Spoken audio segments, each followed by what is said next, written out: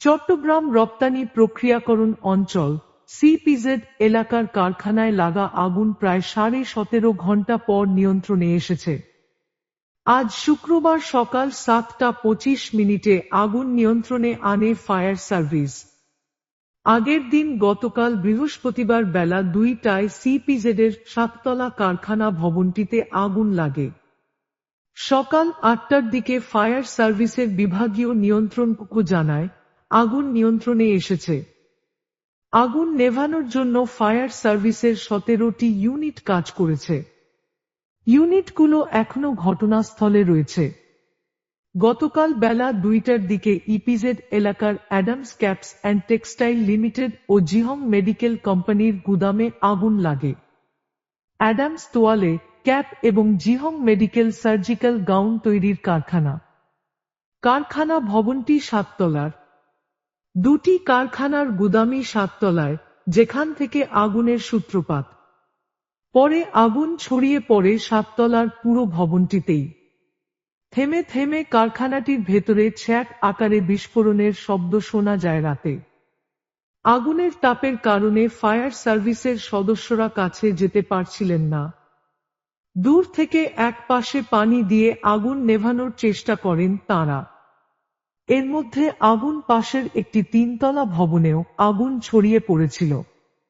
CBZ কর্তৃপক্ষ ও কারখানার মালিকপক্ষ জানায়, ভেতরে কোনো শ্রমিক আটকে নেই। সবাইকে নিরাপদে সরিয়ে নেওয়া হয়েছে। গতকাল রাত 8:30টার দিকে সরেজমিন দেখা যায়, আগুনের তাপের কারণে ভবনটির 100 মিটার পর্যন্ত কেউ যেতে পারছেন না। তাপের তীব্রতায় ভবনের ছাদ ধসে পড়ছে। এই ভবন থেকে আগুনের ফুলকি চারপাশে ছড়িয়ে পড়ছে। ফায়ার সার্ভিসের সদস্যরা আশপাশের ভবনে পানি ছিটিয়ে আগুন ছড়িয়ে পড়া রোধ করার চেষ্টা করছেন। চারপাশে ভিড় করেছেন উৎসুক মানুষ। সেনাবাহিনী ও নৌবাহিনীর সদস্যরা তাঁদের ভবনের পাশ থেকে সরিয়ে নিচ্ছেন। উদ্ধার সহায়তায় 2 প্লাটুন বিজিবিও ঘটনাস্থলে উপস্থিত হয়েছে।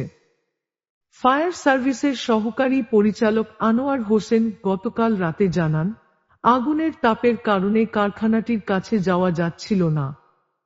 আগুন নেভানোর পাশাপাশি ছড়িয়ে পড়া রোধ করতে ফায়ার সার্ভিস কাজ করছে। ভেতরে দাহ্য পদার্থ থাকায় আগুন নেভাতে বেগ পেতে হচ্ছে ফায়ার সার্ভিসের সদস্যদের। আগুনে পোড়ার পর চট্টগ্রাম ইপিজেডের সেই কারখানায় বর্তমান অবস্থা এবং ভিডিও চিত্র।